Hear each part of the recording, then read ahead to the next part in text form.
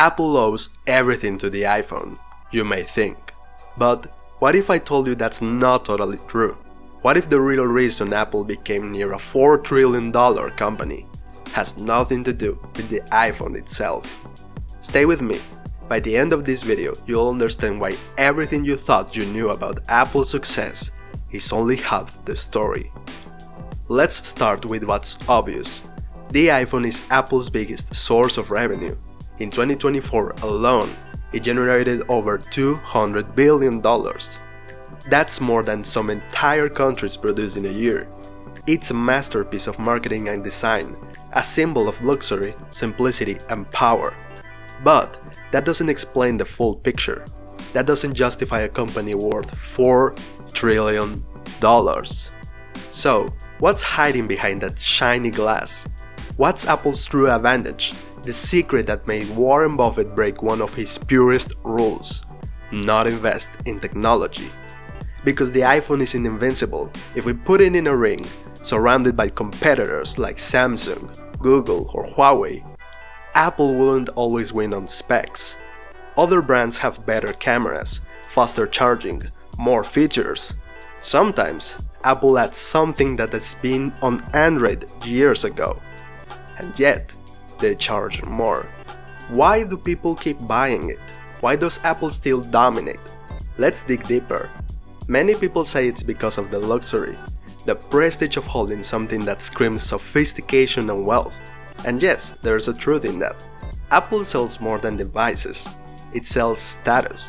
Every AirPod, every MacBook, every iPhone whispers, "I can afford this." But even that isn't enough to explain the phenomenon. Because Apple didn't just surpass luxury brands like LVMH or Ferrari, it obliterated them in market value. So, what's the real engine behind this dominance? Let's make a small experiment. Imagine I give you an iPhone. Forget your Android for a year. You start taking photos. You back everything up in iCloud. You stream music on Apple Music, laugh at podcasts, share notes, and send iMessages to your friends. Your digital life becomes part of Apple's ecosystem. Now, imagine I take it away. You go back to your old phone, but your data is locked in iCloud. Your photos don't transfer easily. Your Apple Music library? Not available. Your messages? Gone. Your digital habits? Broken. To rebuild your setup, you'll need to spend the time, hours, maybe days, searching for alternatives. And the only other option? Just buy another iPhone.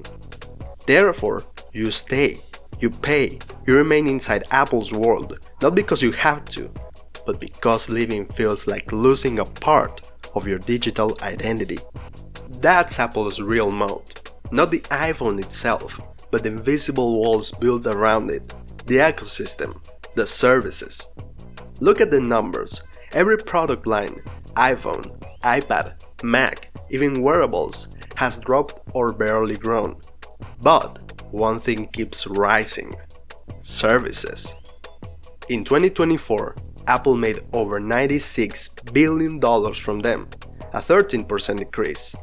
Because even if you don't buy the next iPhone 17, 18 or 30, you'll still be paying for iCloud, Apple Music, Apple TV, the App Store, and every small thing that keeps your life in sync.